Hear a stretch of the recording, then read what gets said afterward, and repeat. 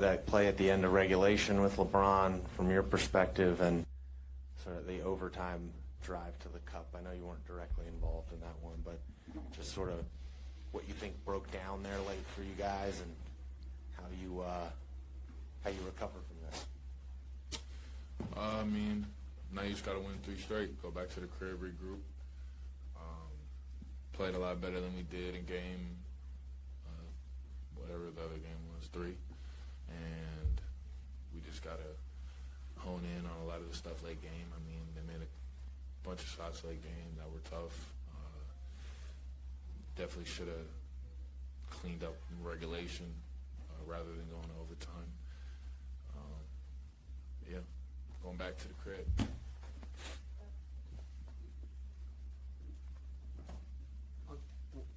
On the last play of regulation, what was your advantage? What unfolded there as LeBron drove right? Yeah, he went right. Should have blocked it. I knew it. Missed it.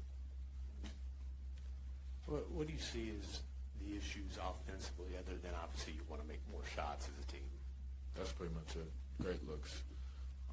We got to shoot them with confidence. Everybody's got to shoot them, especially when you're open. And if you don't shoot it, it's pretty much a turnover. So as long as we're getting those looks, we can live with that. We just got to make more shots.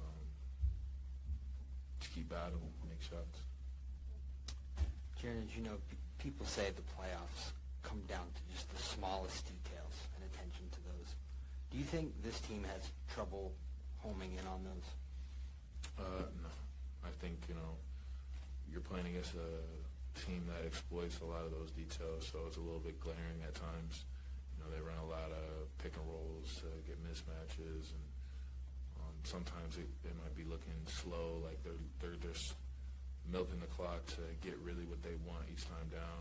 And if you're playing, you can't have any mistakes. So a small mistake really will look like a big mistake against a team that kind of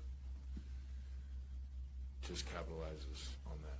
So, no, I don't think so.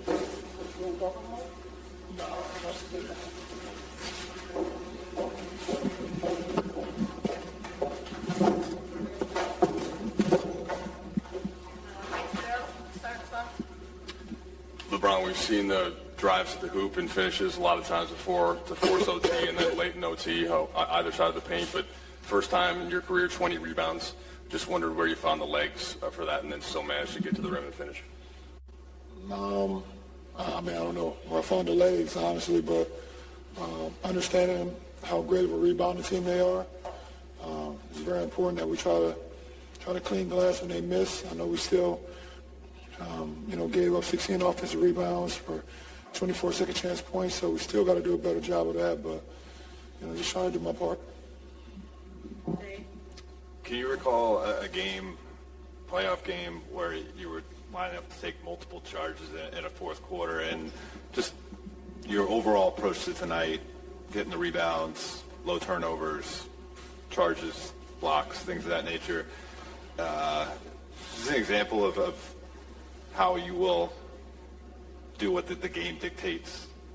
That's always been me.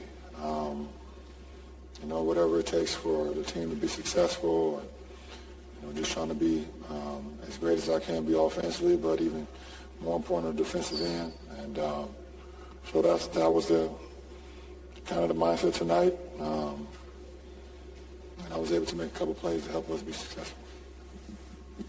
LeBron, this deep into your career, there aren't a lot of firsts left to accomplish, but a 2020 game is the first one you've ever had.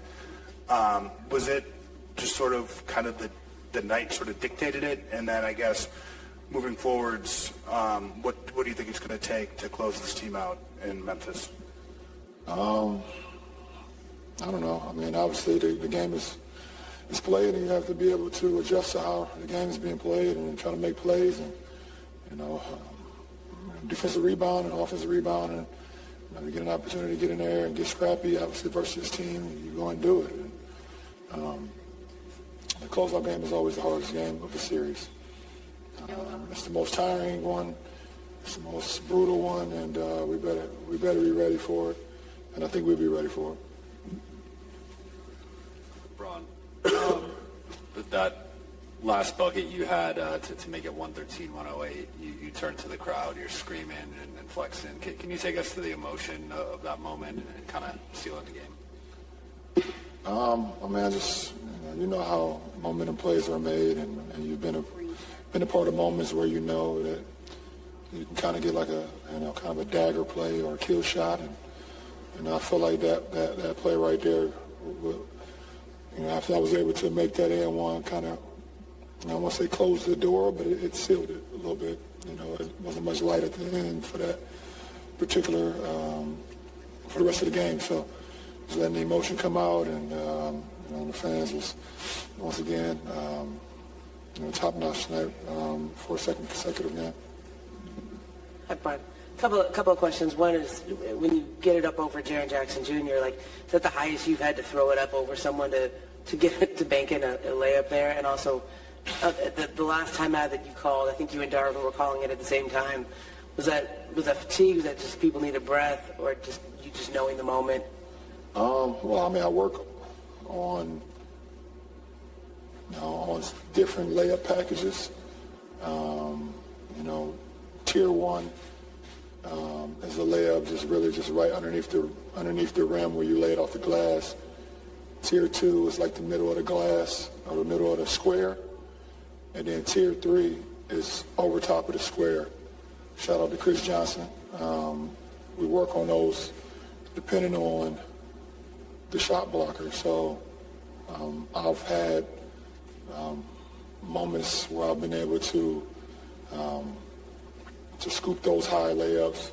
One to come to mind is, I don't remember which finals it was, but in Golden State I was able to drive right, keep the ball in my right hand, and underhand scoop it high over KD in the game. You remember that play right there? Yeah, 17, yeah.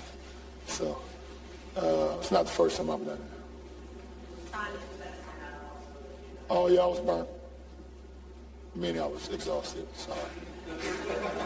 I apologize. Sorry. LeBron, when you're in those moments late in the game, when you are exhausted and you need to find another level, how do you do that? You just dig deep and understand that you'll be able to sleep at some point. Just not right now. And this is not the time to rest or forget about an assignment. You'll have more than enough time after the game and the next day to kind of rest and try to decompress as much as possible. So I just dig deep and just try to just make plays.